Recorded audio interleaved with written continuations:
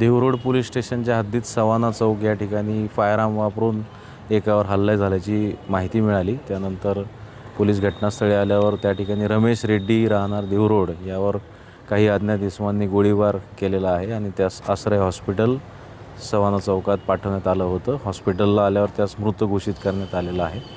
YCM येथे body पाठवलेली आहे। यामध्ये गुन्हा दाखल करण्याचं कामकाज सुरू आहे आणि जे मारेकरी आहे त्यांच्या शोधासाठी आमच्या टीम्स तैनात केलेल्या आहेत। काय नक्की कारण समोर येते? प्राथमिकदृष्ट्या एवढीच माहिती आहे। फर्दर इन्व्हेस्टिगेशन सुरू आहे।